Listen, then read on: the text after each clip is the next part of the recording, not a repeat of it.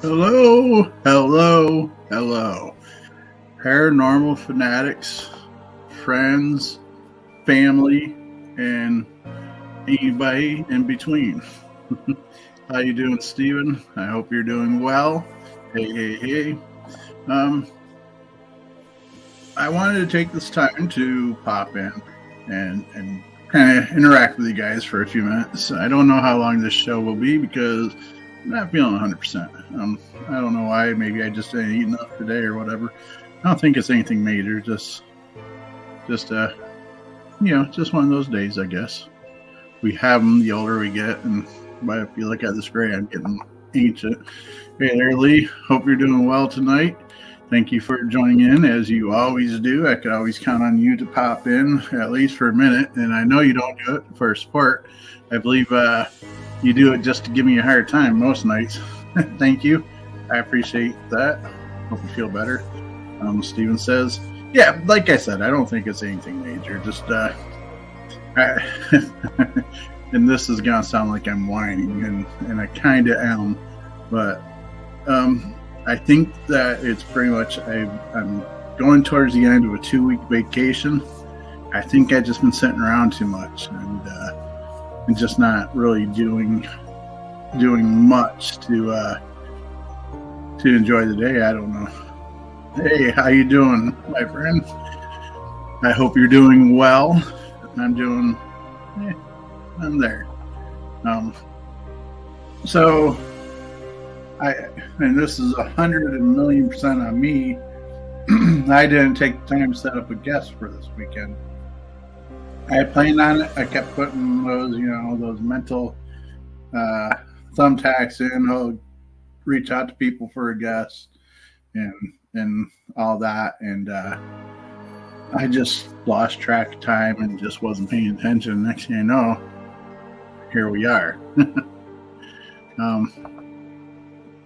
Somebody has to keep you on your toes. There's a lot of you guys out there that will keep me on my toes, that's for sure. I'm wearing my Mr. Fedora shirt. Handmade. Well, I didn't do the cotton and the stitching and all that, but the vinyl lettering and such I did here in the house. I'm sure most of you know who I am. Hey, I'm glad you do. Just simple little Cricut machine and such. But let me just say, my first name is Scott. If you're on my personal profile, you know that. But I'm also known as Mr. Fedora, as a lot of the paranormal side of my life is people refer to me as, because, well, pretty obvious, right? And so what I do is these shows bi-weekly, Saturday night. So in 2 weeks, I'll have another one of these where I speak to those in the paranormal world and, things along that line.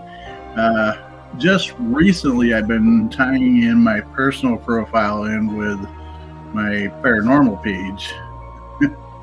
Down to needing, I've been working on doing merchandise for Wasp and such, and I've been trying, and it hasn't been working out as far as linking it to the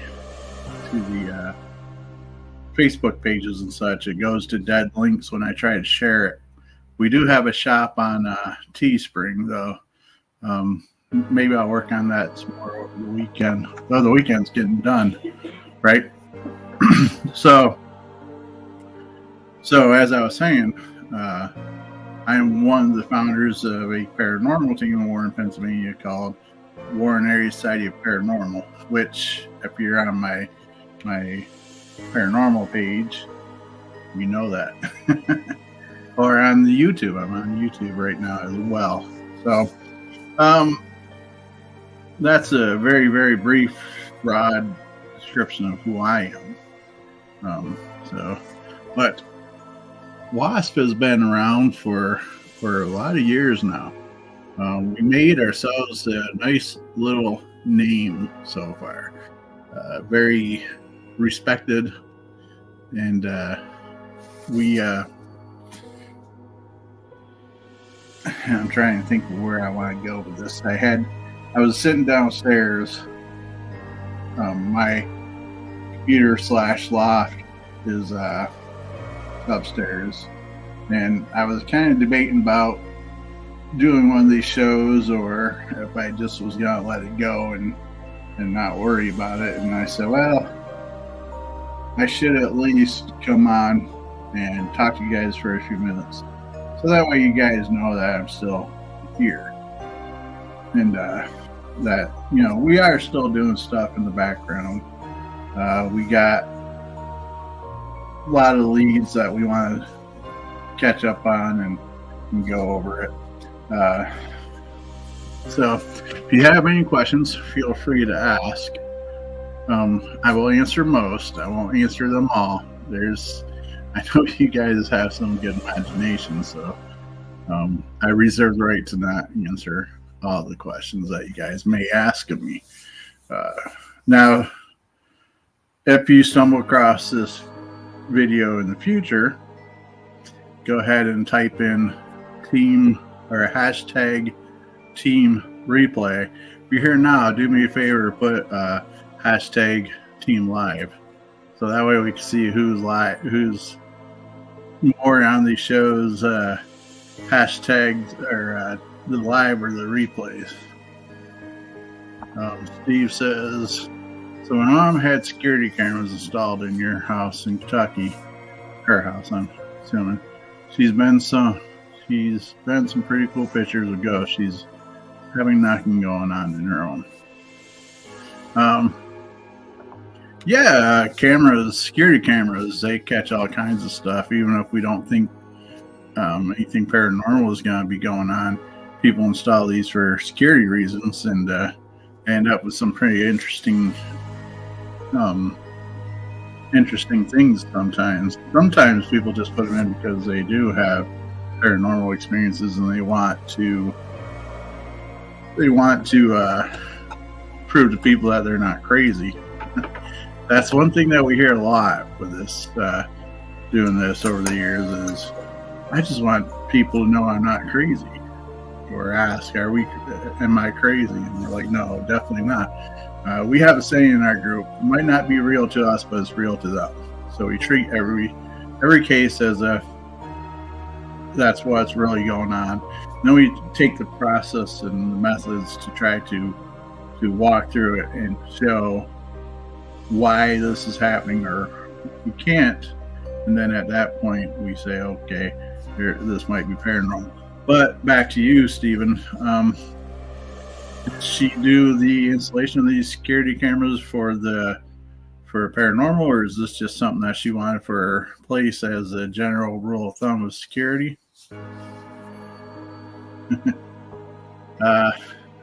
Three knocks, devil. That's the theory behind it. 3 knocks, 3 scratches, things going on in threes is, they say, is mocking the Holy Trinity, which is the Father, the Son, and the Holy Ghost in religion.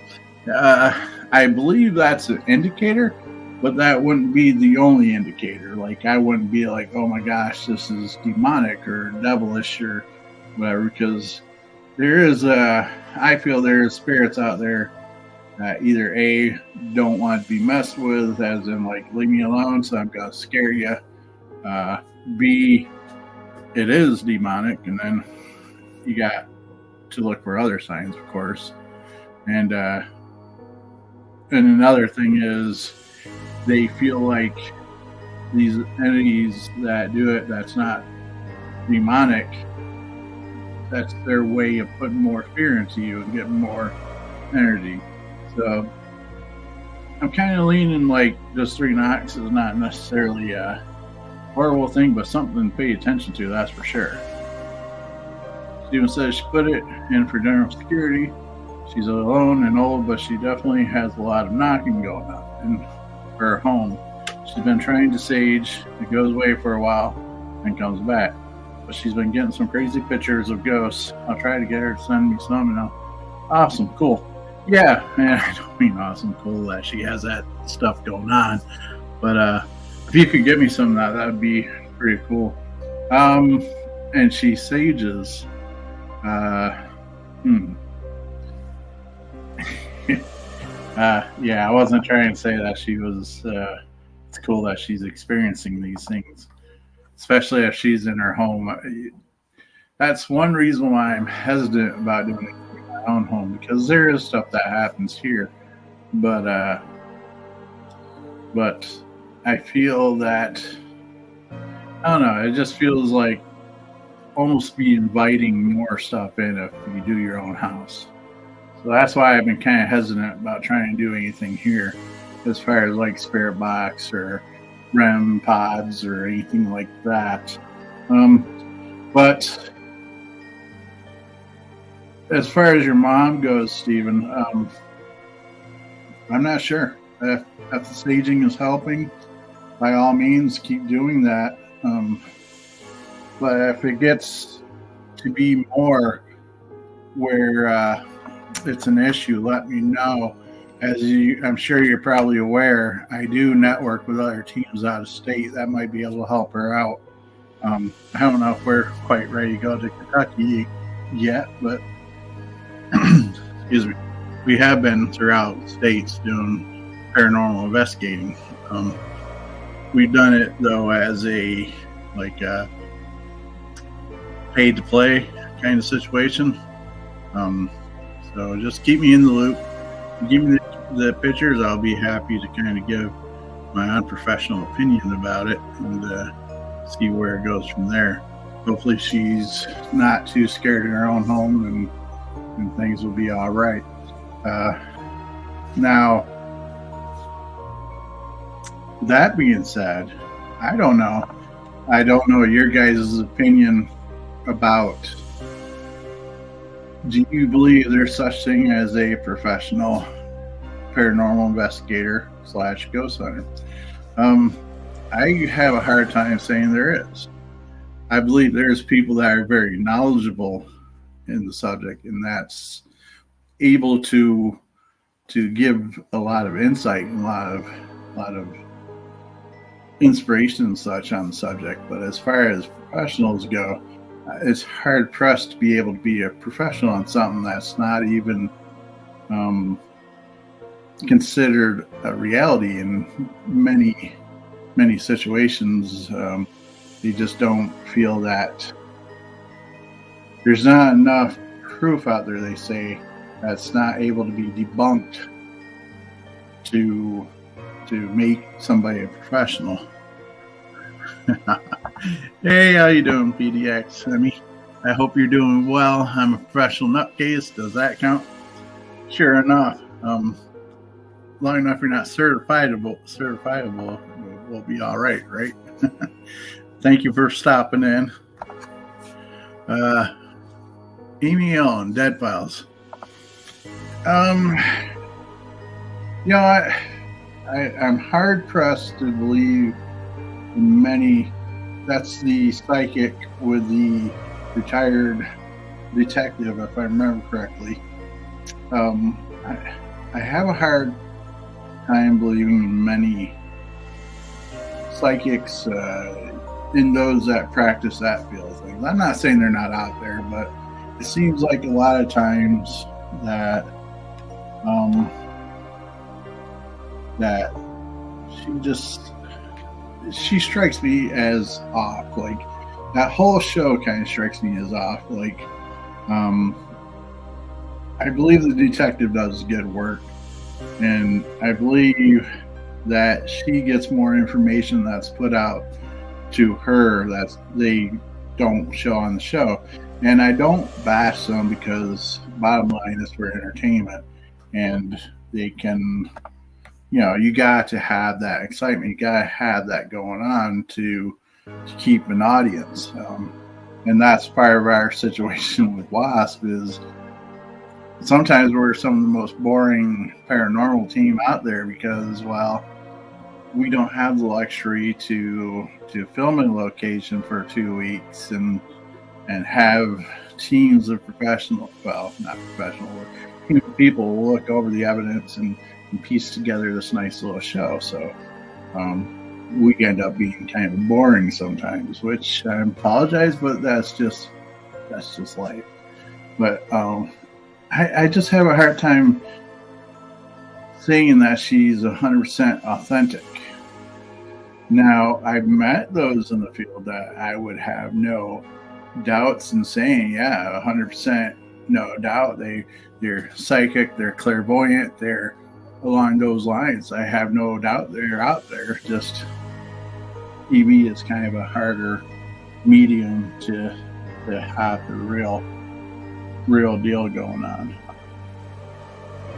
PJX says the longest I've ever had was a weekend at a place. And, right, as teams, we really don't have that luxury to be in a place that long. Just recently, Shane Pittman, I hope I pronounced his last name right, and several of his colleagues was on Netflix. I believe the show is 28 Days, where they spent basically 28 days to a month in a haunted location to document and really go over the paranormal of these extremely haunted places. You can find it on Netflix. And that, I would love to be in that situation where I could be in a place for an extended period of time to do these investigations. That would be awesome. But I have to work to maintain my living, and so here we are. How you doing, Jay? Well, I hope you're doing well. I'm doing, I'm feeling a little blah, but doing this is actually giving me a little more energy. So I thank you all for giving me some positive energy and the love in the house. So I appreciate it. So yeah, I'm sorry I'm bouncing a little bit here, bouncing a little bit there, here and there. How you doing, nephew? Bill says, I think there are real ones, but some, in fact many, just make up fake things to take advantage of people. Fortunately. Yeah. And then you got to ask yourself the question, and I believe there is a large percentage that does it for money. That's for sure. And Happy New Year as well. This is not my first show in the New Year, I don't think. So with that being said, Bill, that leads to another interesting question, because sometimes people feel that they have these abilities and present themselves with 100% genuine belief that they have these abilities, which is good, because if you're doing anything with 100% faith that you're doing it correct and that you truly are this way, well, then how can that be bad, right? So those, like, people in those situations, I tend to not be so critical of. Or how about this? Those that are doing it even for a living, because, well, maybe that's how they want to live their life, and that's how they are able to support themselves, and that's fine. But what if somebody's giving a reading, say tarot cards or however they feel that need to do it, and they come across this reading that has a negative side to it, that some people just don't like giving out that type of information, the negative, especially if you're, say, like at Salem, Massachusetts, and people don't want to get that kind of reading. They want the Disneyland version. and so can you truly blame them for trying to keep things on the upbeat? Because you know what I mean? Well, I think it's the first one for this type of show. Yes, you're right, Lee. Yes, is the first one. I think I did a small live where I was just kind of BSing, nothing serious. Wasn't exactly paranormal related, just kind of Hey guys, I'm still here. Bill says you never know how someone might react. Same reason doctors give bad news when a family is present. Very true and correct. Um, and so I guess in some ways you have to be able to read the person you are with. I went to a psychic in Salem. Um, I really didn't even care to go to this person, but it was a thing to do. The person I was there with went and had a reading done herself and felt I needed to have one done. And I felt bad for this woman because we go back in her little office and she says, well, you have any questions for me? Like, no, not really. And she's just kind of looks at me like, okay, well, then what are you doing here? And so she goes, well, there's nothing you'd like to know. It's like, no, just, if you just want to do a general, just reading, just whatever is fine by me. And she kind of gave a very random reading of odds and ends, and it wasn't nothing significant. And I have to say that's not her fault. That was my fault for not really having the intentions of anything other than, surprise me. I do believe, if I remember correctly, she actually said something vague, and it was something like, I will end up with a flat tire within a few months, or I think she said you'll have car issues in a few months or something. And I did with the flat tire, and I was like, but I don't think that was, I think the woman was like, he paid me for a reading, I have to give him some. So, but once again, I have met true people in the field that is very capable of doing things, like our member Urs. She had an extraordinary gift, and she demonstrated that with a lot of skill for us. And I will have to say that I don't know why we never really put her out as she was the gifted one in the group for that. Every time we went on an investigation, it was always she's a member of the group, and I think that was, she wanted it that way to begin with, and it was just never switched over to her having these abilities. So I don't know. If you're part of the group, let me know if your team has a paranormal, a psychic on your group, or anybody that's clairaudient or any of those, because there's several different types of abilities that people have. They have the typical psychic that everybody thinks of when they think of it, and they have and I'm going to butcher these because I don't know them very well, but people that are able to hear stuff but not able to see stuff. You got people that's only able to see things but not hear things. Sensitives, where you feel things. There's all kinds of things that people have, different levels of stuff. So, which is kind of crazy when you think about it. And maybe I curse myself because a lot of times I say, I need equipment to hear things. I need the equipment to do things. I'm as dense as a rock. We probably shouldn't talk about ourselves like that because, well, bottom line is we don't get very far with that. Actually, some of my earlier paranormal experiences, and this is something that Bill would not remember because he was about 3 years old at the time, if even younger, was a clairvoyant incident.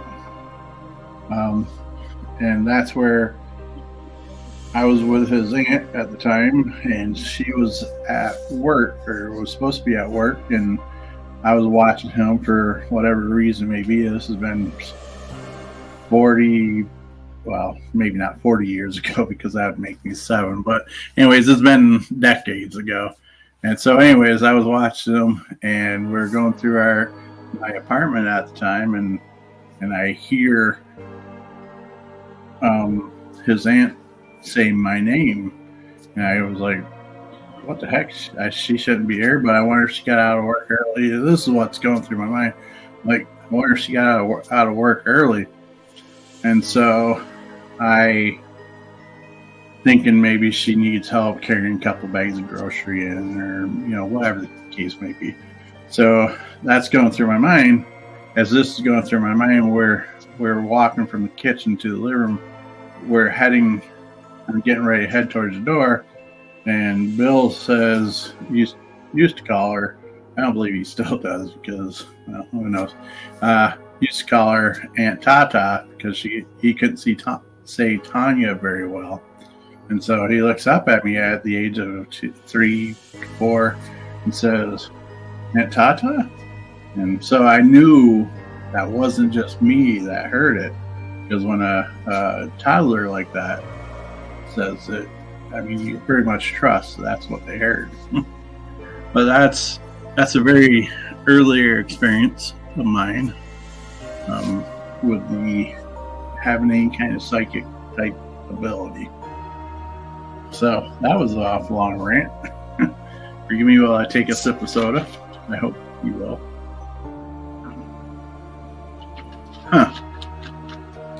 Probably because it's kind of one of those things where you don't, but yeah, yep, you were there. Hey Raymond, I hope you're doing well. What's up, Mr. Fedora? Is what he's saying. Oh, I'm glad you liked it. Yeah, you were very young, and you looked up at me and was like, "Aunt Tata," and so that made a very credible experience for myself. And to finish the story, I went out and kind of looked around, and her car wasn't there, and so she was nowhere to be seen. So that's what made it paranormal type experience. Hey son, I hope you're doing well. Let's see, Steve. Why can't I see anybody else's comment? I just see mine. And that's why I'm highlighting them, Steven. For those that don't know, I'm on a streaming software called StreamYard. What that does is it allows me to, I'm at work tonight, but it's not bad. Well, I'm glad it's not too bad for you on a Saturday night. StreamYard, what that does is it's a web-based platform, kind of like Zoom. And what that allows me to do is I gave it permission to access my accounts on YouTube, on Facebook, and Twitter, and Twitch. I have all those connected, but I only do YouTube and Facebook for the most part. And so it allows me to do this video as we're doing now and stream on all 3 of these platforms at once. So right now I'm on the Warren Area Society of Paranormal's YouTube, Warren Area Society of Paranormal's Facebook page, and on my own personal profile, which I've been doing a couple times now, all at the same time, doing the same video. Hopefully they will update this one of these days to where you guys can see everybody's chat. But right now, they don't have that ability. So that's why I try to do my best to make sure to show everybody's chat as it pops up. Andrew says it's kind of weird. It captions what you're saying before you even say it. I'm probably saying it. You're probably delayed by a couple seconds, and that's why it's doing that. Oh, you're welcome. Not a problem. Yeah, it's a pretty cool software. As a matter of fact, I am an affiliate of theirs. I never really put the link out that much. If you guys are interested in it, they got free trials and such. I could share my link, and you click on the link. If you like it, you end up paying them a couple dollars. I get a percentage of what you pay, or well, yeah, what you pay, but it doesn't raise the price up at all. On Facebook, I can see all the chats below the video. Correct. Yeah, on the page or the social media you're on, you'll see all the chats, but like, let's see here. If you're on Facebook, you won't see the YouTube chat, which if you look at the name, you'll see the L and the YouTube symbol underneath it, whereas you see the name and the Facebook logo underneath it. So,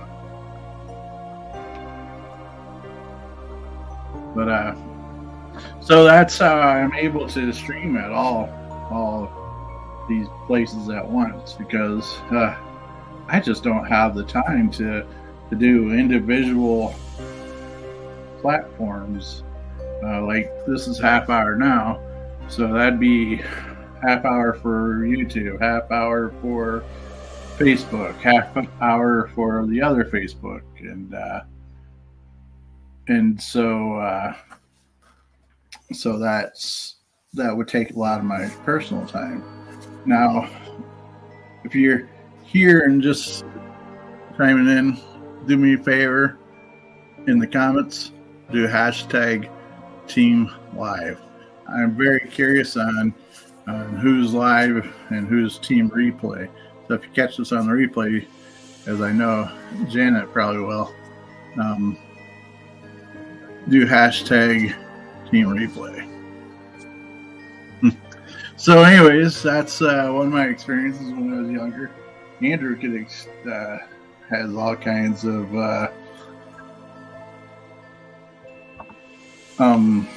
thank you. Andrew has some experiences with me as some of the places we grew up in. How you doing, Alex? I hope you're doing well. I hope work has not crumbled down without me being there. As I said earlier, I've been this is the ending of a 2 weeks vacation roughly. Today's the end of Saturday, or getting to be the end of Saturday for me. And so I go back to work Tuesday.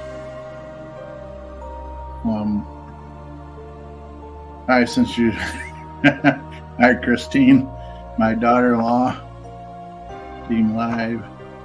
I want to know.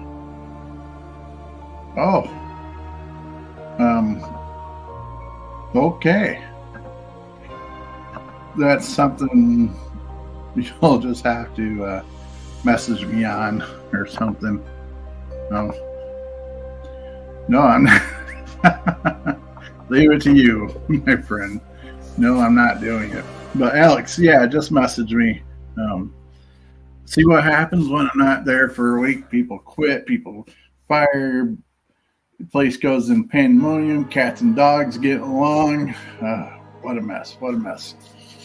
But I'm there to keep the peace. Now, for those that are on my personal profile, hello, Nadia. Hope you're doing well tonight. For those that are, I hope I pronounced that right. For those that are on my personal account, friends and family, which I consider y'all friends and family, I've been lately been putting both my Facebooks on. Every other Saturday night, I try to have a paranormal guest on, and I do online interviews with those in the paranormal world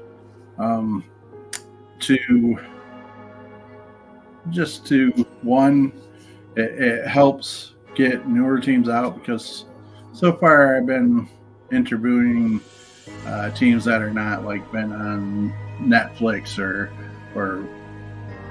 mainstream media and such. So someday that might change. I don't know, but I'm getting to be more in touch with the everyday paranormal investigator.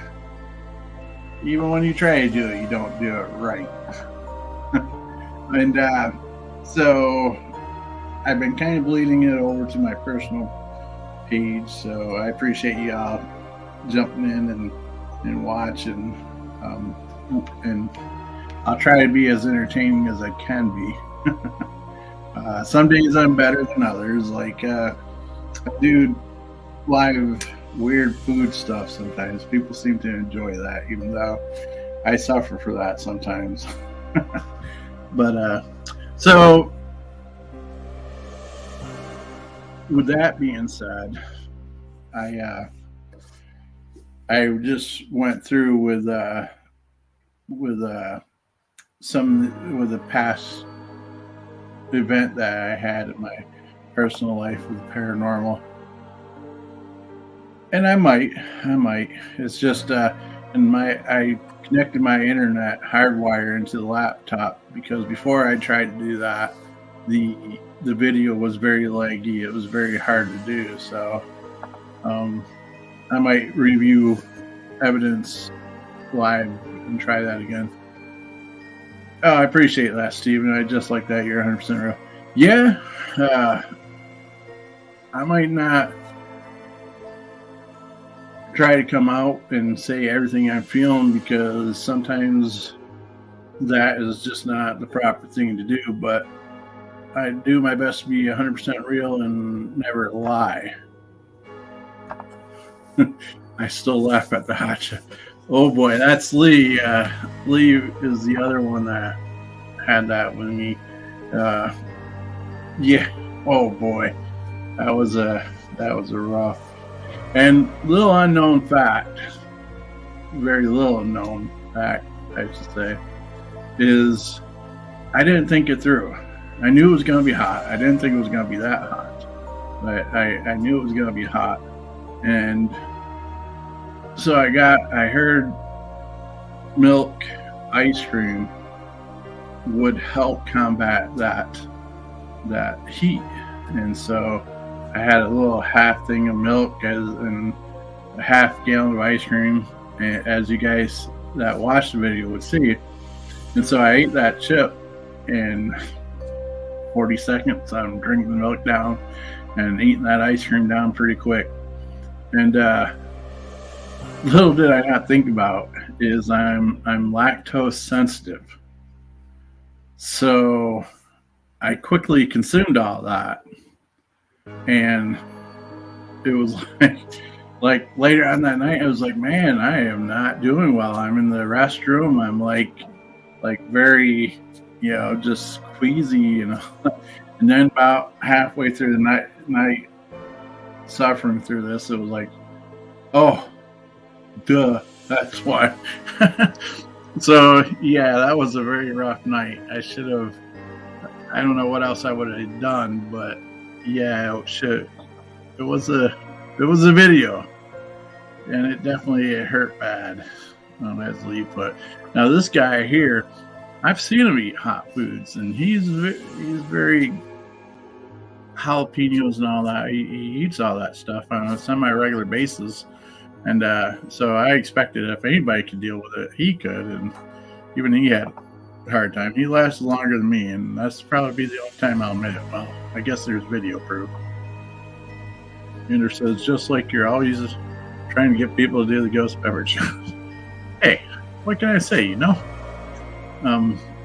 That's not on me. They do it, yeah. It was a rough night. How you doing, Don? I hope you're doing well. It's nice to have a family affair going on in here with Dawn and her son Bill.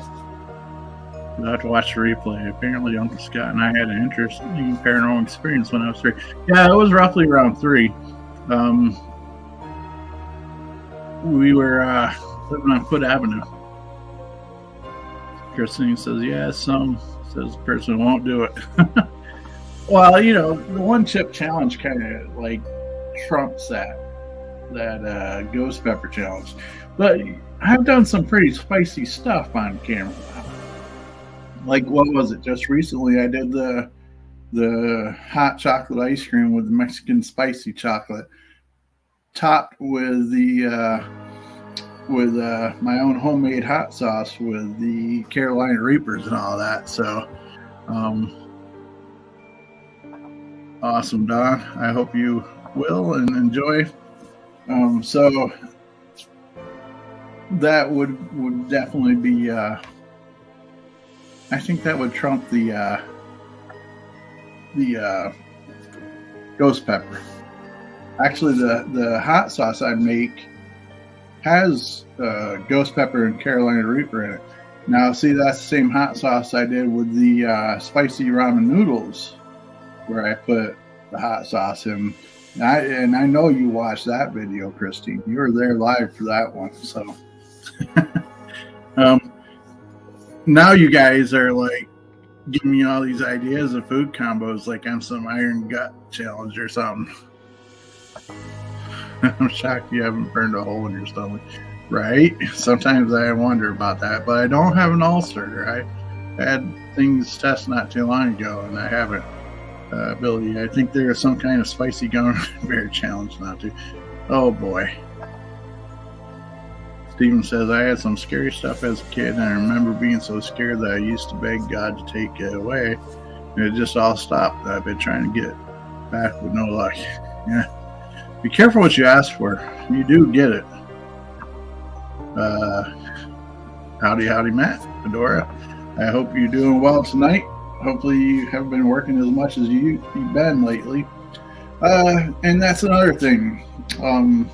Our group, Ordinary Sight Paranormal, for those that are not watching it on our paranormal channels, we have a wide range of different backgrounds of religious views and things like that.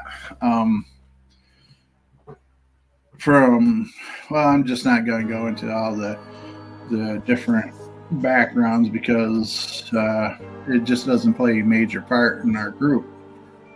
As far as like, okay, we have to do things based off of my belief or Angel's belief or Lee's or, So that being said, we do at most of the cases when we go on investigation. Sometimes we get dumb and we don't do it. But anyways, and we say a little prayer for protection and such. And I feel that sometimes this is boring. This makes us kind of boring because we don't do that on camera because, I don't know, just feel like people are just not caring to see it. But anyways, I will purposely ask, and I've caught one or two of the other group members once or twice say it as well, where we ask God, what we believe is God, as show us what you want us to see, bring us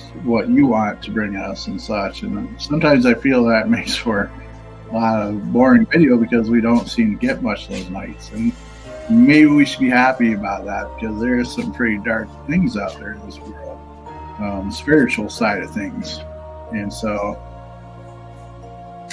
that's what I'm trying to say is I don't know if we should be happy because we are protected in that sense, but would we like to see our social media grow and get big and be known and that kind of stuff?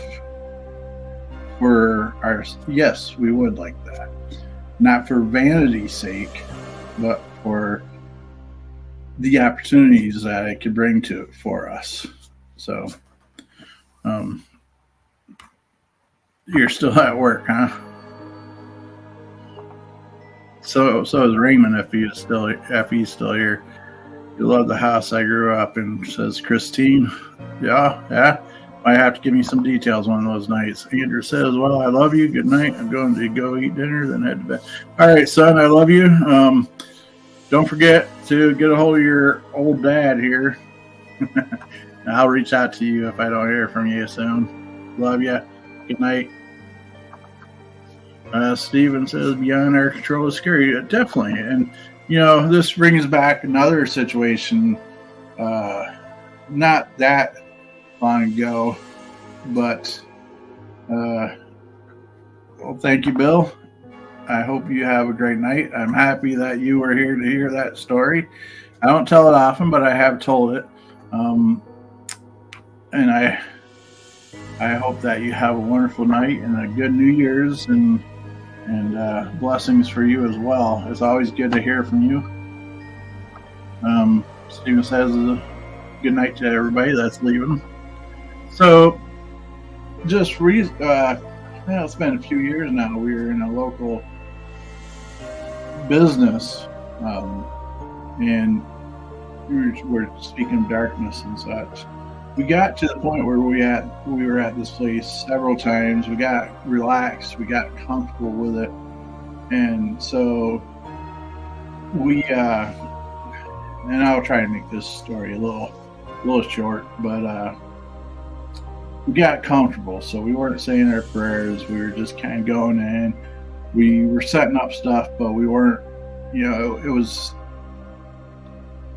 kind of become like a play area. And so we're in this building on our last night there, and it started off normal. It started off like it normally did, but as the night progressed, it started getting to be different. It just had a different air to it. And so I remember Dale had always said, look for these certain signs to know that something is just not good there. Well, I believe me and Lee were together. We were in the back of the building, big open factory type building. And we noticed that the room was getting darker, as in physically getting darker. The lights that were coming in from outside just weren't as bright as they were. Things were getting darker. It was just getting to be kind of a heavier sense. So we were doing our thing, and it lightened up a little bit. So we decided that it wasn't in the room anymore, or it just wasn't going to interact with us anymore. And so we were heading to the front of the building, and we noticed that there was like 10 people there, 11 people there, but there was like 3 groups of people. And we noticed that everybody was just kind of scattered along, and we just, we're like asking, well, where's these guys? Where's these guys? Where's these guys? And it just was weird. I don't know how to explain it because it was just weird. But one thing that came to my mind as we were going through, it seemed like everybody was kind of just not themselves, like anxious and just kind of, some were kind of like, one group was kind of chatting with themselves off in the corner. I thought this could have been my own imagination. I thought I caught them kind of glancing over us, and it was just a weird situation. So as I'm looking around, I'm also noticing anger from some of the group members and some of the people there, and that was not typical either.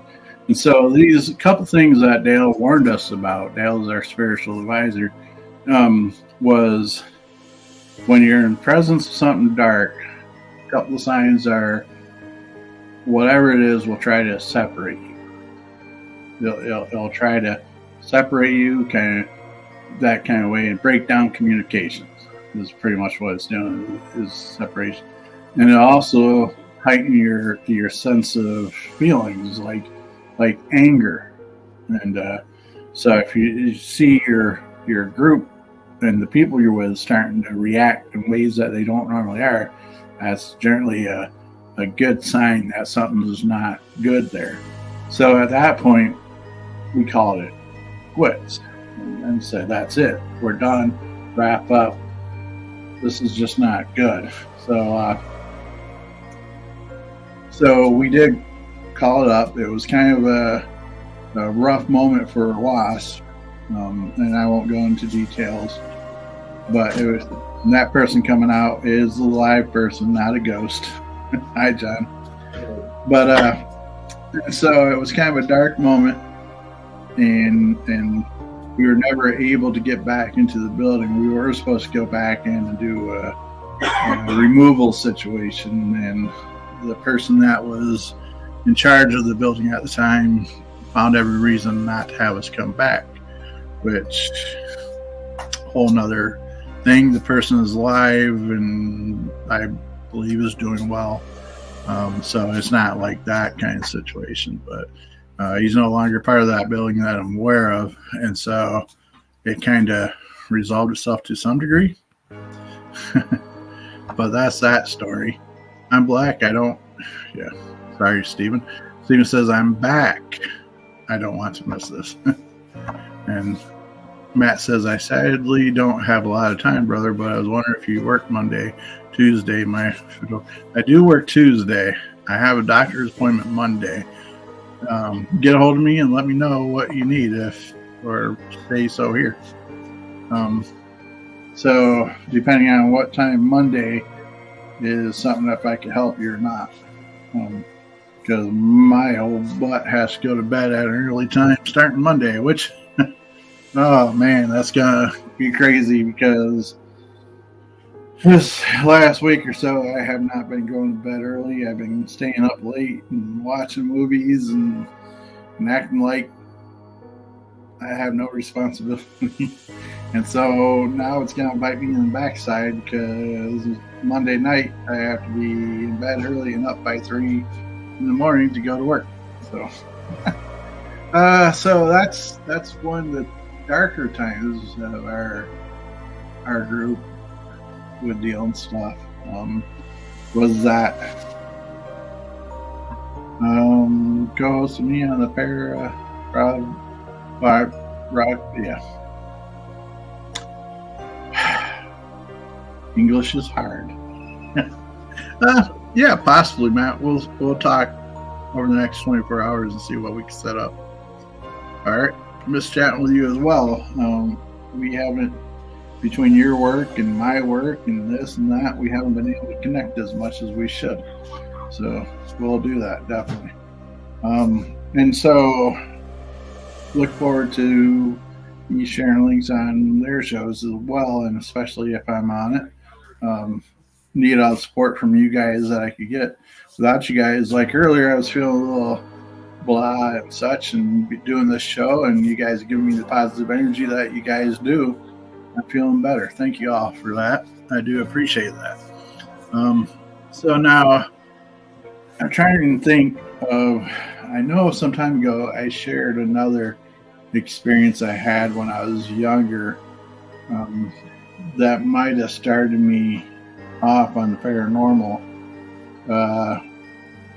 And I can't remember exactly what story that is.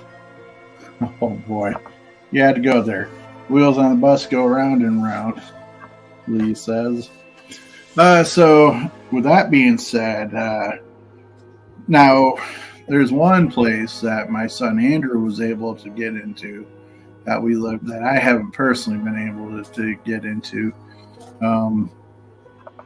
Matt says, I'm off tomorrow, so we'll definitely catch up. Much love to you as well, Matt.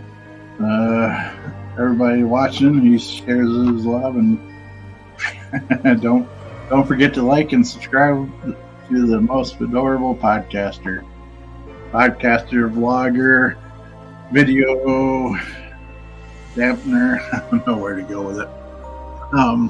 It's crazy that,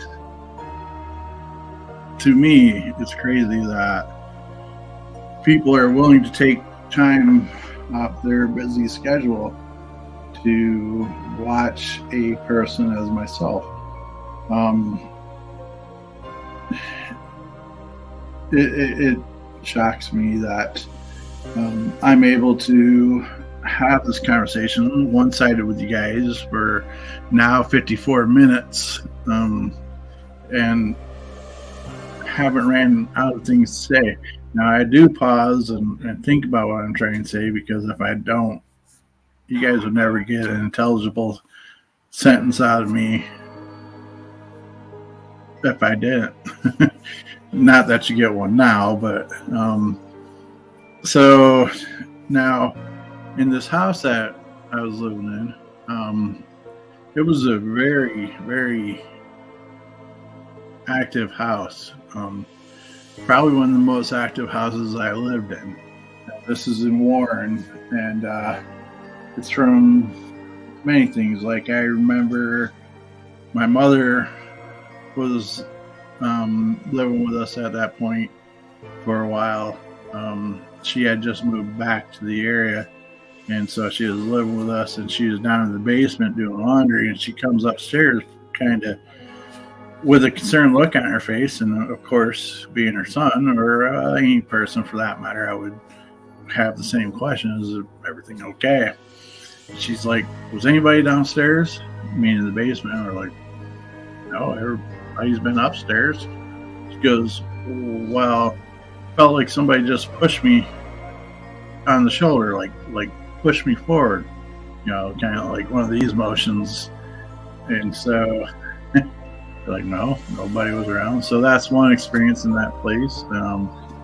Another day, we were sitting out, a nice sunny day, sitting there at dinner, and there was a table and chairs, and there was a computer desk in the dining room, and everybody's back was to this chair except me. I was looking at the desk. I wasn't looking at it, but just eating dinner. And the chair at the computer desk leaned back on 2 feet, on 2 legs for a couple seconds, and went back to normal sitting. And I'm like, And my kids at that point that were home at that moment, because I think some of them were teenagers and were out doing their things, but the ones that were there were kind of younger, like 7 or so, and so I didn't say nothing because I didn't want to freak them out. But it was like, I just seen what I seen, but I can't react because I don't want to freak out my kids, because you don't want to scare kids under the age of 10. They're just not nice to do unless it's Halloween or something. And so that's another experience in the same house. Now, a couple of the more intense ones were, like, say, I would get up to go to work, not as early as I do now, but it'd be early morning. Everybody would be asleep, and I'd hear the water start running upstairs in the upstairs bathroom. So I'd get up, or I'd go upstairs and look, and the water would be running. I looked around at everybody in the house because I'm getting ready to yell, saying, "What are you doing? Leave water running." And everybody would be snoring and asleep, and so I'd just be like, okay. So I'd turn off the water and head to work. I mean, what else are you gonna do, right? So that was some of the regular happenings of that house there. I always heard footsteps walking through the attic through the night. That was a pretty common occurrence. And I try not to talk too much about ex-girlfriends and things like that. 1, out of respect for my current relationship. 2, because I never asked if I can. And 3, just don't like to do that. Anyways, I was with a woman for some time, and she was at the house with me overnight. And so must have been about 15-20 minutes before I had to get up to go to work. Well, she starts shaking me frantically. I'm like, I'm kind of a heavy sleeper, so I kind of half woke up and started going back to sleep. She shakes me again and is like, "Did you hear that?" I'm like, "What?" She's like, "I gotta go to the bathroom." I'm like, "Go to the bathroom." Why are you just why are you waking me up to tell me that? And so I start getting ready to go back to sleep because, I knew I had about another 15 minutes before the alarm goes off, and I love my sleep. And so she's like, no, listen. And I'm like, what? And I'm not hearing nothing. So I'm getting frustrated because why is this person bothering me this time of day knowing that I have to get up shortly? And so I was about ready to go back to sleep, and I hear this thunk, thunk, and nothing. So I'm kind of like, what the heck? And outside my door, it was kind of a long hallway to the bathroom between a couple of bedrooms. So I'm sitting there and I'm like, all right. And I hear a couple seconds later, I hear thunk thunk. And so the noise I'm hearing to me sounds like a ball. I don't know how many of you guys remember the sound a ball would make if you bounce it off the floor, hit the wall, and catch it. Thunk, thunk, catch. Thunk, thunk, catch. And that's what I'm hearing. I'm like, well, for a moment, I'm kind of scared because, well, I'm half awake and woke up. She's scared. And so it's like, okay, what's going on here? And so after I collect myself for a second, I'm like, well, what the heck are these kids doing playing with the ball this time of day in the hall, being loud, no less, So I get the energy and the nerve to get up because at that point I thought it through and said, well, yeah, it has to be a kid. One, I go out into the hallway and I can see all the bedroom openings, all the doors, and there's no ball in sight. I'm like, that's weird. They must stick with them. So I go into these rooms. Everybody's asleep. I turn on the light and kind of look and all that. And there was no ball to be seen. Nobody was, people are snoring. It was a weird situation. So with me getting up to do that, of course, she ran off to the bathroom and took care of what she needed to take care of. But I don't blame her for being a little scared because that was kind of a weird situation for sure. So, yeah. And you would think that would be the most scariest thing in that house. And we've seen different things in the house, like shadows and stuff. But probably the scariest thing to me involved one of my younger kids. And I don't know if you guys are still up for hearing me talk about this kind of stuff. I haven't seen no comments or anything in a few minutes. So either A, I bored you guys to death, or B, you guys are really listening. So probably one of the more intense, scariest moments to me is all my kids are living with me. They're pretty young. I was with their mother. The mother was living with me and my kids at the time. I believe we were married. Anyways, and Lee, you've heard this story before. I've told you about this one before. And so, we live with each other every day. So we know each other. So we sent the youngest kids off to bed. And about an hour or so later, we get a phone call. Now, this was a house phone, regular cordless phone. And so I believe I'm the one that answered it. But anyways, somebody answered this phone, and it sounds like our second youngest son. It sounds like our kid. And so we're like, what are you doing? Go to bed. And he's like laughing and carrying on. We're like, where are you at? And he says that he's outside. So I send my oldest son out to go get him, because that's the responsibility of the oldest kid. But anyway, so we send him out, and the oldest boy comes back and he's like, Dad, he's not out there. I can't find him. And so our son on the phone is laughing even more. We're like threatening, telling him he's going to get in trouble, get his butt inside. Where are you at? And he's giving directions on where he's at. He's like, well, I'm by the bushes. And so he goes, we send the oldest two out because we figure, well, they could kind of team up on him and grab him and bring him in. And no, we don't mean beat up on him. We mean just able to find him quicker. Because this has been going on for about 6 minutes now. It's been a good length of time. And so they come back in. We can't find him. Send him out again because he says he's in our van. We're like, whatever.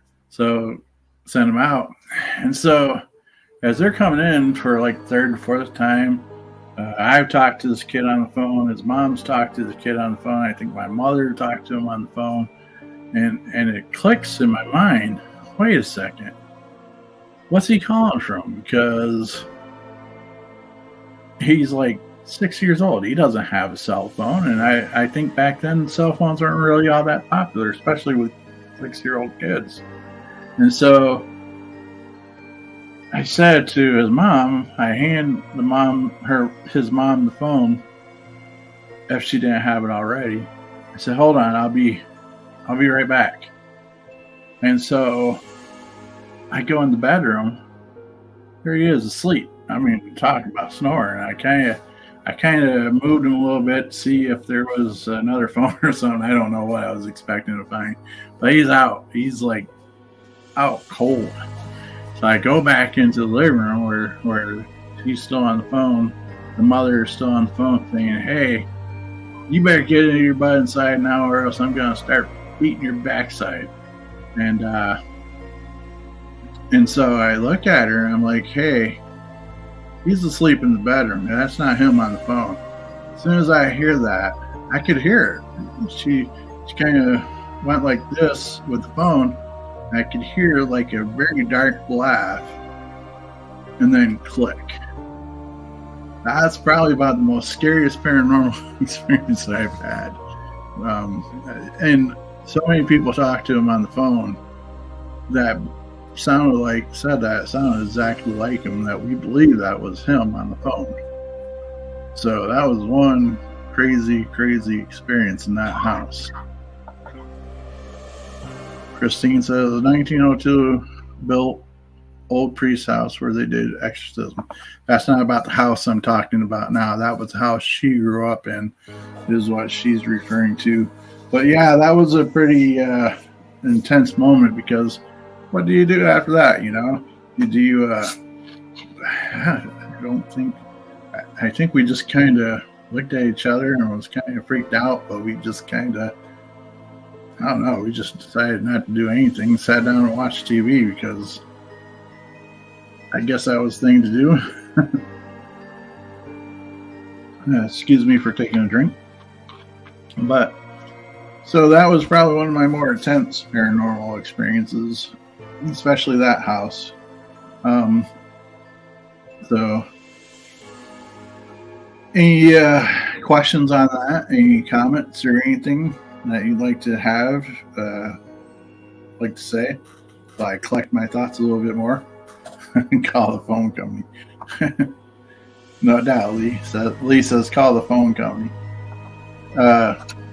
Yeah, I mean, the thing that gets me, or one of the things that gets me, is we were on that phone for a good 8-9 minutes, and it never clicked on my mind,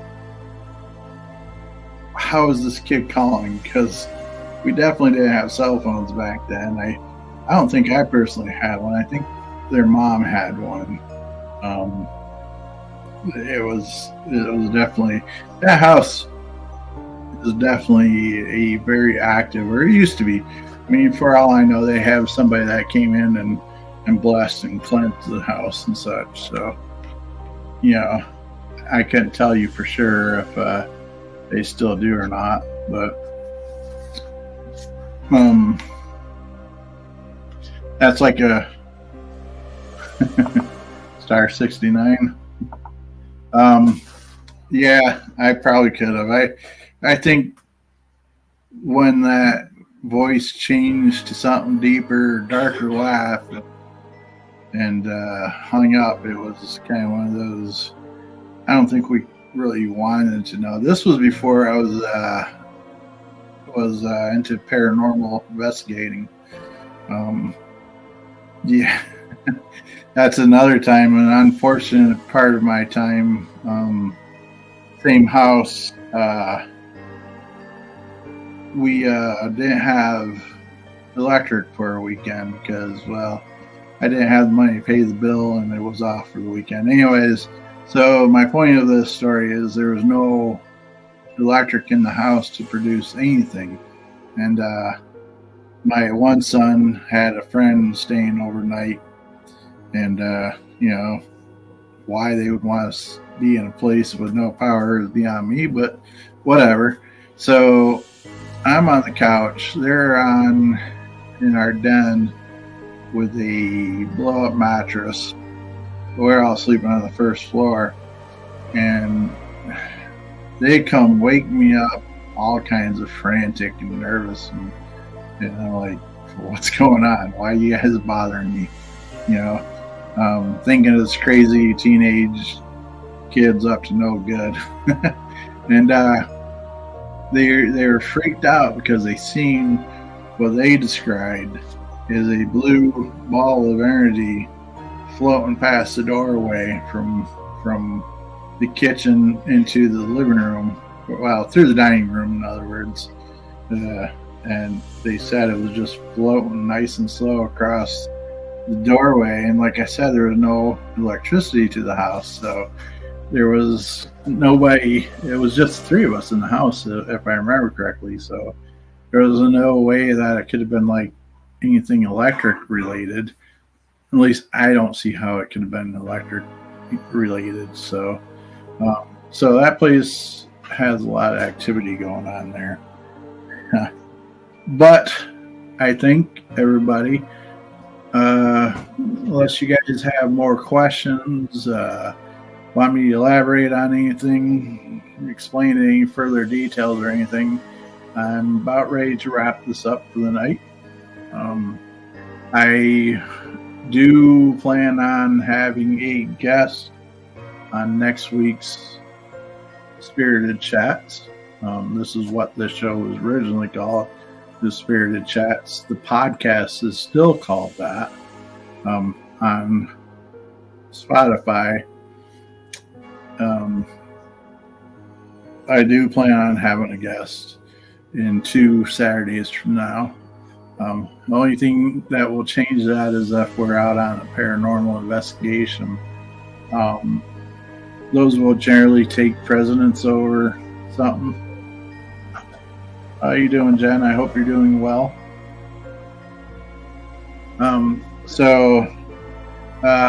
If you guys on my personal profile like these kind of shows, and that's John, he is a live person for those that just tuned in. If you like these kind of shows on my personal profile, I will definitely keep doing them. I will also be doing little odds and ends on my personal profile. So, did you just jump back in there, Steven?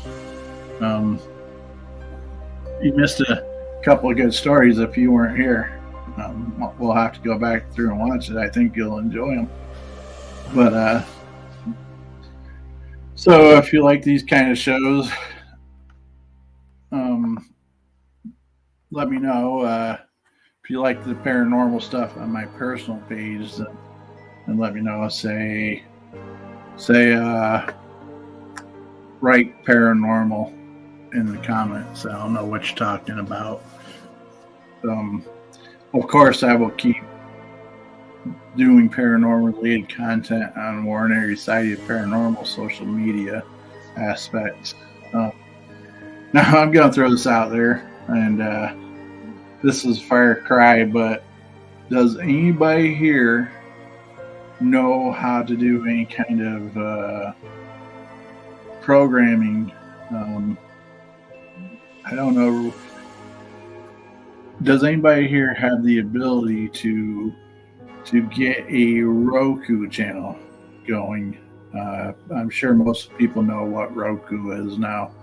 I wouldn't mind having a Warner Side of Paranormal Roku channel, Wasp and Friends or whatever you want to call it.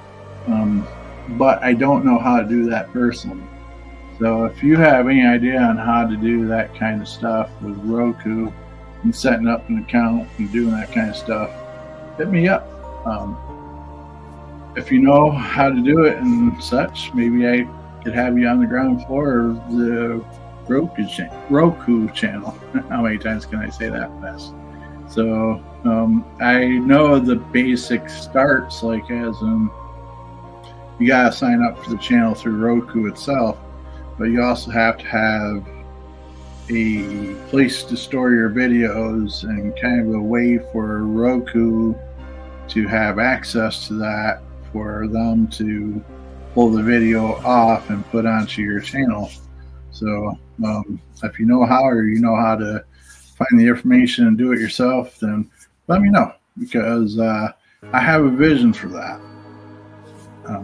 That would be awesome. Another thing is, I guess for lack of, I don't know why I don't normally ask this, but if you having paranormal experiences in your homes and such, be it local or be it other states, I do network and I do have access to other teams throughout states and throughout the world now. Message me and I'll see if we could help you, or if we could find somebody to help you in your area.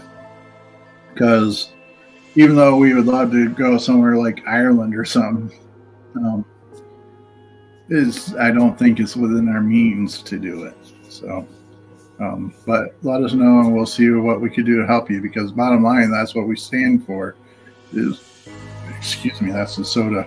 Bottom line is what we stand for is to help those in need as much as we possibly can. And, and that's been the main focus of our paranormal team since day one. We rely on social media to help build up awareness of who we are, so we can use it to open up more doors to help more people and help us grow.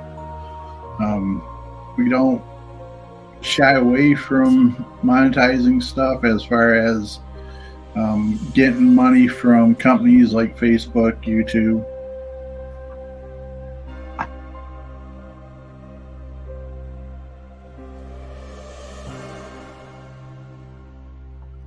Sorry about that. Forgive me.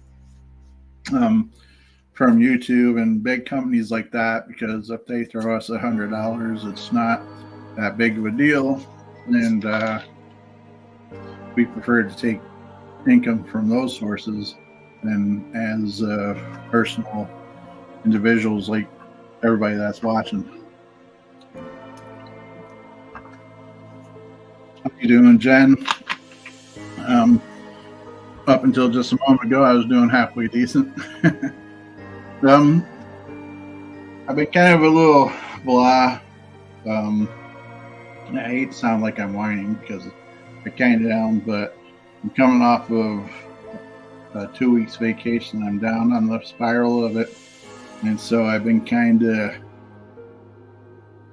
I don't know, probably took too long off, because just kind of been sedentary in my lifestyle, and so, did some stuff around the house, little odds and ends that I don't normally have the time to do because of work and this and that and this. So I did get some stuff accomplished, so I wasn't a total bump on the log, as they say. But I appreciate y'all coming and watching this. No doubt. I've been blessed. I really have been. My employment does very well. They give us plenty of time. They treat us well where we're at. So I can't complain too much. And not only is it vacation, but it's paid vacation. So they paid me to stay away. But, it gets to the point where it's like, all right, you've been gone too long. Thank you for being here, Stephen. I appreciate it. And so how much did you make from that shameless plug from Dr. Pepper? I'm not allowed to say. I'm under NDC.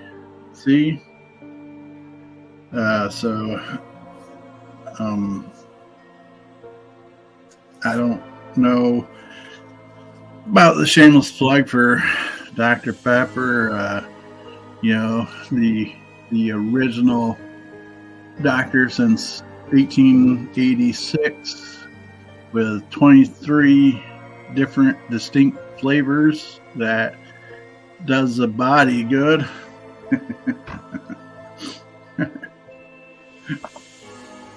I like staycation, not here, limited days off. But sorry about that, Jen. But yeah, staycations are good. I think I overestimated how much time I needed off, and I'm gonna go back to work and be like, I wish I was already off vacation, or I wish I'm already back to vacation. Though maybe someday they will. All the social media will pay off, and I'll be traveling the world and doing paranormal stuff, and we'll let Leefoot be the driver, the chauffeur, and bring back the Dr. Pepper Zero. Yeah, and speaking of drinks and such, I have, and all kidding aside, I just recently reached out to a company that was out of business for a lot of years. At least I think they were out of business. Either way, they just came back to my attention. And I haven't heard back from them.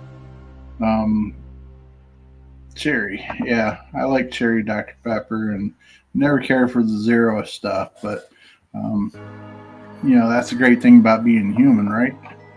Different taste. So this company that I reached out to, I'm asking to be a brand ambassador, and maybe you guys heard of them, maybe you haven't. It was called. Good thing this ain't a sponsored video. They're called the Original New York Seltzer. Do you guys remember that drink back from the 80s, 90s? They had like root beer and cream soda and blueberry and cola, and they came in these little glass bottles that, and I just recently stumbled across their website. I don't know if they got bought and come back, or if they've always been around, but for some reason I just came across them again. So I have asked to become their sponsor, their brand ambassador, and I'm waiting for them to answer me. I'm actually got some Amazon credit, and I've been thinking about ordering it. If I order some, do you guys want to watch me taste test it here live? I've taste tested worse stuff, so so you do remember it, Rose. Rose says yippers. And hi, Ron, how you doing? I believe it's been a while, so I might have this wrong, but you are from Canada, one of our Canadian neighbors that's also part of the paranormal world. Feel free to drop your group name in the comments. I'll share that. It's come to mind. I want to say RLC, but that doesn't seem right. Yippers are RLC. See, now I was close. I was very close. I just left one R out. I am happy because it's been a few weeks since I've seen your name. So that's what I was saying. If you need help, reach out to me, or if you're in Canada, Ron might be in your area, the RLC Paranormal, or he might know somebody that might be in your part of Canada that could help. Well, that makes sense. Ron says it's all our names, which makes sense. Until somebody like me that comes up with different names for the letters, like Rick Rude and Larry the Cable Guy. I don't know. Don't hate. It just popped off my head. But so what do you guys like to see me taste test this New York Seltzer? if I decide to use my Amazon credits for that, because I have this page, these pages, and I also have an 80s, 90s TV movies page that I would probably share you live on that video as well on that page. That page, for very little activity on my end, is growing abundantly strong compared to my other stuff that I put a lot of effort into. I left that page alone for, gosh, must have been a good 7 months without touching it. And I decided, well, maybe I should get back to working on that. I pulled it up, and I had thousands of new followers on that page without doing nothing. A Vegemite. Ron says Vegemite sandwich. Now, I'm not asking for food combinations. I'm just saying, would you like me to try this drink? You could probably add bourbon to it. How would you like adding bourbon to, say, Ten High to their blueberry flavor? I'm sure that would taste wonderful. Try that on, anything, and it won't taste any better. I've never had any. How about you, Ron? Have you actually had some, or is that just what you're hearing? Myself, it's I've never had any. I've never seen any in person that I'm aware of, and so it's kind of one of those, And I'm glad you can see comments. Even I can see some comments. Sweet. I do pull them up on the screen because I know not everybody is able to see what other people's are counting. I wish StreamYard would find a way to make it to where everybody can see what everybody's saying, because that would add to the experience more, and you would see something that somebody else is saying, and you might have a comment to say about that. Ron says, nope, grew up on it. Yeah, see, that's another thing that's different places in the world has different food flavors. Like, I say chicken lips around here.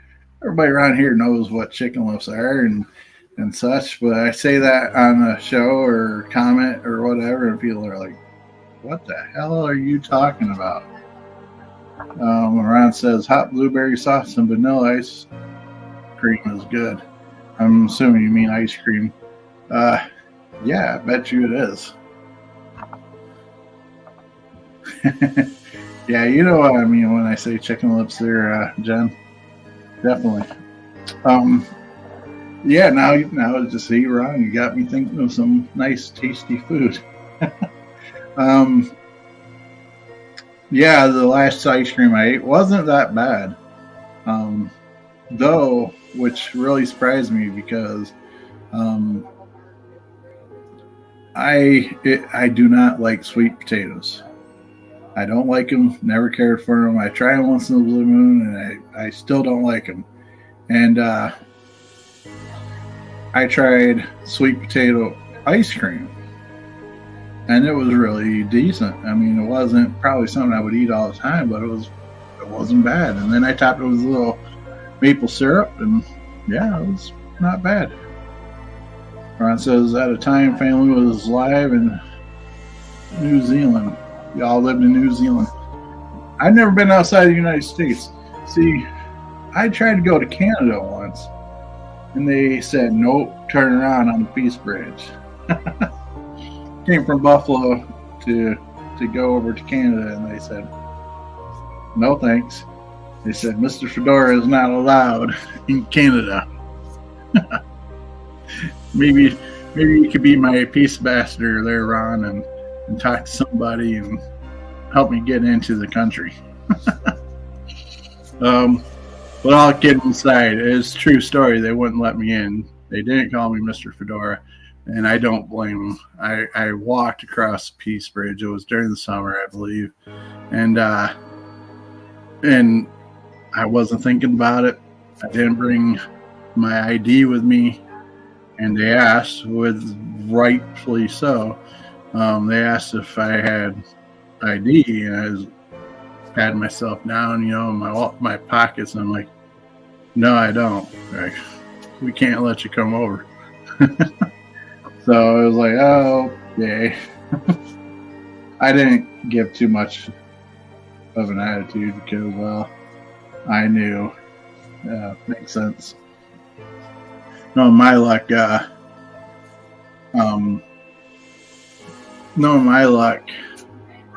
I would have made a big fuss and start some kind of international incident.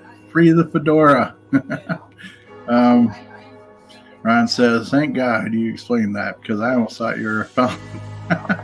No. I'm a chain Fedora. My life hasn't been that exciting to warrant felonies and things like that. Or at least I calmed down as I got older. That would get myself in positions of felonies and such. I had a pretty exciting life when I was younger, but thankfully I cleaned myself up and did what was needed to live a respectable lifestyle. If you're a felon, in the comments below, type #felon. I probably don't. You probably shouldn't do that. Oh, gosh darn it. I forget, this is my personal profile too. My family and friends probably have a lot of things that they could probably comment on my last bit of this conversation. Jennifer says, now your children have it for you. Yeah, thankfully, and knock on wood, that they continue on a decent path and they don't have felonies either. Jen's probably thinking about last time me and her hung out with each other. My kids, I'm not going into deep details, but we did a charity bar crawl. There was a lot of alcohol that night. My kids, and I'm trying to think of a nice way to word this because it wasn't bad. Okay, Jen. But they just got into arguing with each other, got a little loud, and somebody called the police, which they probably should call the police. And but nobody was arrested. Everybody went home. Everybody's good. No, just went to the circus. Jen says, yeah, the Fedora bloodline in the circus. But guys drinking, women do too. So I don't mean make it gender specific, but sometimes we get, especially when we're younger, we get that alcohol flowing through us. We get a little much too much energy put into us to not behave ourselves so appropriately. Mild Butt was sitting in the bar enjoying the night. They went out to do what they had to do. The youth is wasted on the young, right? That's a funny saying, but as the older I get, the more I agree with that statement. But I appreciate everybody. I know I kind of started to they were crazy but not bad till later. It was good. Yeah, it ended up being an all right night. How you doing, Heather? I hope you're doing fine. Good seeing you again. Young and dumb, yes. That's Jen says young and dumb. Heather says hi, Scott man. I'm assuming, looking at the time, you're either just getting ready to leave work or will be soon. So I hope you're doing well. So, like I said, if you're on my personal page, or it doesn't even have to be on my personal page. If you want more of these type of shows or paranormal related shows, just type in #paranormal, and it'll let me know that we're still heading down a path that you guys enjoy and are willing to keep watching, because believe it or not, I'm not very comfortable talking to a camera. Oh, so you have all these days off. Wow. Crazy. If I would have known that, we probably could have went out somewhere and investigated. I had all weekend off. Lee says, to quote Patrick Swayze, "You're too stupid to have a good time." Bonus points if anybody can tell me what movie that's from. I know what movie that's from. So, where was I? Oh, yeah, it's kind of funny. I'm a lot more comfortable. I've been doing this for over a year now, maybe even close to 2 years now. And I remember when I first started doing these, if it was pre-recorded, I was very good. I was able to do the show, video, whatever it was, and was fine and dandy. And then I started doing these lives where it was sit down and talking to everybody, and like situations now, it's become talking with everybody. And I was petrified. I was like, hopefully I pulled it off to where you guys didn't notice it as much, but if there wasn't somebody else that was willing to be on the video with me, it was very very weird and out there. Now it's almost the opposite, where I just jump on and do these lives. Yeah, I still have moments of antsiness and like, what are we gonna do? What are we gonna talk about? But I'm okay with these for the most part now. Whereas I've noticed the last couple times I did recorded stuff, I didn't know how to start it. I didn't know there was a lot of it was weird to do pre-recorded. So that was crazy. Now, see, this weekend, if the weather hadn't changed, I was half tempted to go to a little place called Pit Hole.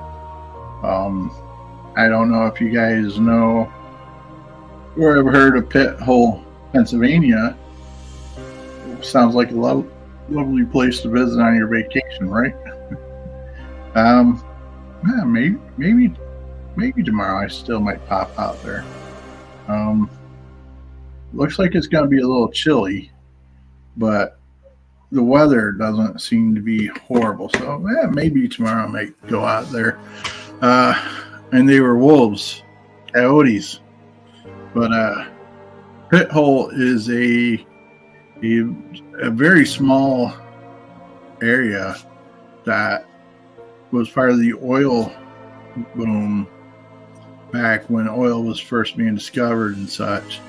And this little town was built to hold maybe, I think it said 3,000 people, and they struck oil. This is about 20 minutes from me, 20 minutes from Erie, roughly. It was kind of between Warren, Pennsylvania, and halfway between Warren and Erie. But so this little town of like 3,000 people with buildings, hotels, and things like that, they struck oil, and suddenly literally within days, their population went from like a few thousand to, I think they said like 30,000. And so the place became truly overran. It was just horrible living conditions, from my understanding, from what they say in history, and a lot of lawlessness going on, from rapes to murders to kidnapping. There was a big kidnapping there. So a lot of evil deeds done there. Now the place burnt down, so it's just a hillside with a lot of markers showing where the streets were and which buildings were where and such. So I'd be kind of interested to go out there if the weather is halfway decent and maybe see what's there to go. Me and Leafoot went and ran into a bunch of coyotes or whatnot. Lee is misspelling it. Coyotes. And so we cut the live kind of short because we didn't bring no weapons of any kind other than some pocket knives. Jen says, I don't get all of your lives, but would love to watch investigations and such. Fair enough, Jen. I appreciate everyone you do watch when you're able to. And investigations are hit and miss. Some places are good with us putting the information out there. Other places prefer us not to. So sometimes it becomes just little clips of what we have for evidence when we're allowed to show it.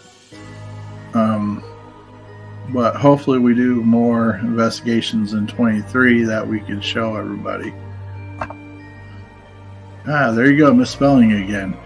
He keeps misspelling coyote as a deer.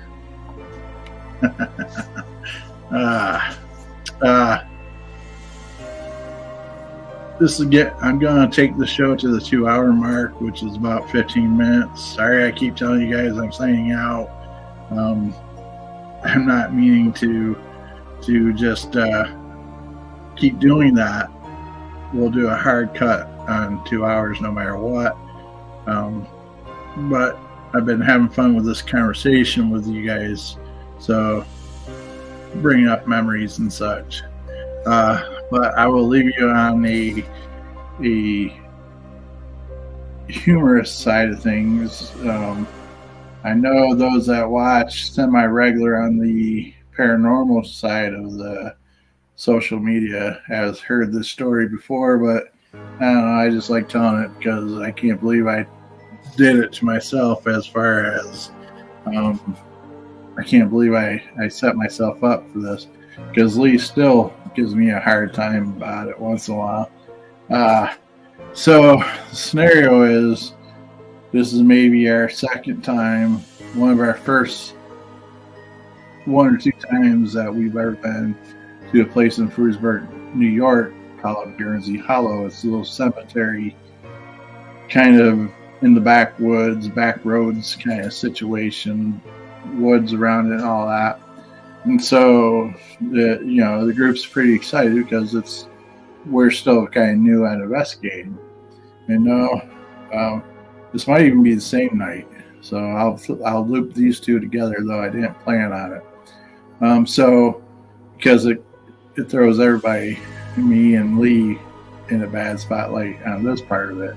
So, and misery likes company.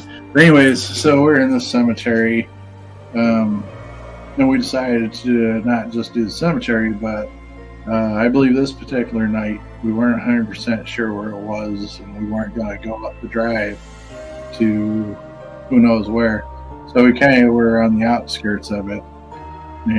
There was a driveway that goes up to it, and we were on the closed gate side of the public side of it. And so we're investigating, and we're just up the road a little bit. We can still see the vehicles and such. It was me, Lee, and a previous member, Betsy, one of the several founding members, first members of the group, Betsy. And so we're all, me, Lee, and Betsy go up the road, and we're looking down, and I can't remember exactly what it was, but we were getting this feeling that there was something kind of in between us and the rest of the group down the road. And so I noticed we're kind of, me and Lee are stepping behind Betsy, And shit, so it was me. These, I'm not a small guy. I'm not saying I'm Arnold Schwarzenegger, but Lee's a pretty big guy himself. So here we these two big guys hiding behind this woman. And once we realized what we were doing, we definitely puffed up our chests a little bit and took the lead. But we definitely was not showing our man card that night. Yeah, okay. Lee says, I was just walking. She just happened to be ahead of me. Okay. So I'm not chicken enough to say that I noticed I was drifting behind her. I did the right thing. We did the right thing by realizing, hey, we probably should be taking the lead on this. But I get a laugh out of it. So if it wasn't the same night, at least the following time we went, we were leaving the place. It was me. I was driving. Lee is in the passenger side, and Urs was in the back. And the reason why she wasn't up front because I don't know, she just wasn't. Anyways, so we're driving through New York. We just got into Pennsylvania. We're heading through Russell, Pennsylvania, and there's a little cemetery at the little four-way intersection there, blinking light, late at night, so it was yellow. Anyway, so we're going, and all of a sudden I hear something as we pass the cemetery, and I'm letting it go through my mind what I heard, and I'm looking over at Lee. Leefoot's sitting there, and after a second or two, Leefoot noticed I'm looking at him, and he must have was like, Lee says he's pretty sure it was the same night. So he must finally realize, and he finally says, looks at me, if you don't know Lee, he's got a pretty gruff voice. He goes, what? So, did you hear that? And he goes, what? I'm like, you didn't hear that? He goes, what did you hear? And without thinking about it, without stopping myself, because I knew after I said it, and I know now from all these years of him still giving me guff about it. I said, I heard somebody say, boo. Do you hear me? B-O-O, boo. I'm like, and he looks at me and he goes, really? As soon as I said it, I knew. I'm like, yeah, did you hear it? He's like, I didn't hear it. I was like, he goes, you're really saying that somebody said boo? He's like, how original is that? Yeah, I mean, how original was that indeed? Lee says, that's the night you were looking at Ursula in the mirror and she had changed his appearance. Yeah, as we were driving by. I wasn't going to bring that up, but since you do. We left Guernsey, and we didn't know each other very much. Me and Lee knew each other. We've known each other for several years before we started this group. But the rest of the group didn't really know each other. And so as we're driving through Youngsville, I kept looking in the mirror because we're in the rearview mirror because we're talking, having a conversation. We're all excited because these were one of the few investigations we had been on, only for, maybe this might have been the third one we've been on. So we're still giddy with investigations. So we're talking, and Urs is being quiet, which, really ain't that hard to believe because we know each other. So of course we're talking, me and Lee, and Ursula didn't really know me or him per se. So a woman with two guys, even though trusting, I can see why she wasn't very vocalized, And so she's in the back, and I'm watching, having some kind of conversation, looking back because I'm driving and such. And in the mirror, in the rear view mirror, to me, in my experience, was she was physically changing experience, like a different older woman. She wasn't old. Ursula wasn't old, but she wasn't young. She was probably in her 50s then. And I don't know for sure, but she was a little older than I was. I was in my 30s. So anyways, so I could see a physical change, so which made me look even more in the mirror because, well, if somebody's changing looks on you, you're going to pay attention. And so I'd see it, and I kind of looked back, and it looked like her when I looked back. And so it was like, and so, I hear the boo, and I guess our laughter or whatever kind of broke whatever was making that physical experience, that physical change of her in the rear view mirror. And so I don't know how much time had passed, but I brought that night up, and I was telling Ursula, hey, it was pretty weird. It was, it felt like, it looked like you were changing physical appearance in the rear view mirror.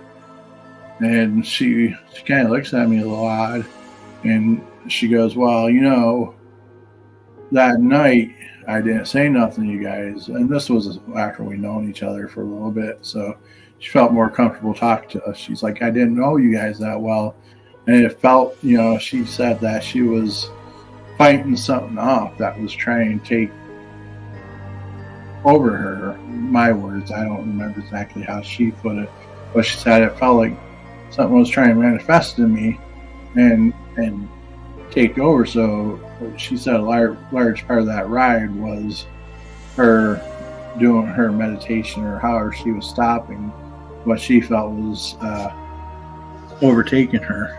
So I laugh when and share the boo experience, but this is probably the first time I've shared that experience about her during a live or any kind of episode, because we didn't really talk about that situation very much, but she did confirm that she was doing something at that point. And so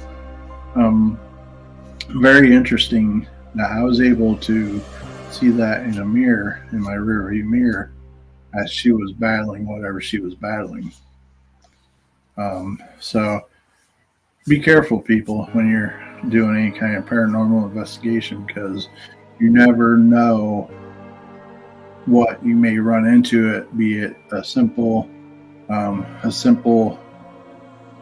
cemetery, simple fun investigation can definitely turn into a very bad experience very quickly. Yes, Jen said, wow. Yes, it was a very, and so my word of advice is just, when you do any kind of paranormal investigating, be it cemetery, be it fun, be it, just be careful, because it could very quickly become a very thing. And thanks a lot, Lee, because I said I was going to end this on a ha-ha moment, and you changed it into a life experience moment. Lee says, was there a connection with that and the voice? That's why I assumed. Lee, and this is another part of that night. I don't know if you remember. I don't think it was the same night, and I don't think it's the same. I don't believe it's the same connection. I think it was just a fluke, two paranormal experiences happening in the same shot. But then again, maybe it noticed that I was paying attention and finally clicking in, and on the way out, for lack of better words, said boo, like in a way, F you to me, because I was the only other one in the vehicle noticing it, because while you're a passenger looking forward, so why would you notice it?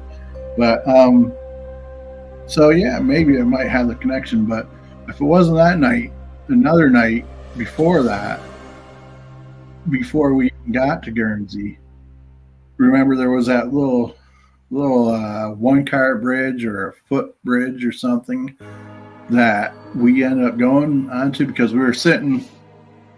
I don't know if you were sitting. I know I was in the back of Angel's Blazer type vehicle. I was sitting in the back looking out, and I remember I said, "It looks like I seen a little lady on that bridge back there," and it was like late at night. And so we swung around and we looked at that bridge, and we really didn't see nothing. So dismissed it as a scene something. So don't know if that was still from maybe the same lady, maybe it picked up that night, and I don't know. So still left after all these years with no solid answer to our questions, my questions. So I never thought about connecting the boo with her because it's possible that it made that comment cliche or not as she was leaving, because that was going on for a good 5-6 minutes at least that I noticed. So and I'm visualizing it now, what the woman looked like. But anyways, I said I was ending this at the 2-hour mark. We're a couple minutes away. So I really appreciate you guys coming in, watching for as long as you have. Those that catch it on the replay, if you make it to this mark, I really appreciate you taking the time to come back and check these things out. 23, let's hope it's a big year for all you guys as well as us.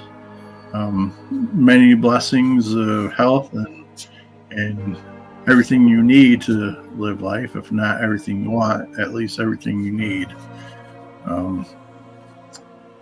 Without anything else to say, I'd like to say, as always, be kind to each other and stay spooky, my friends.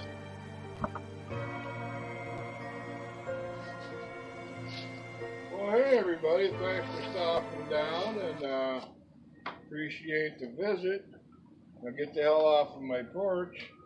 We'll see you the next time. Come on back.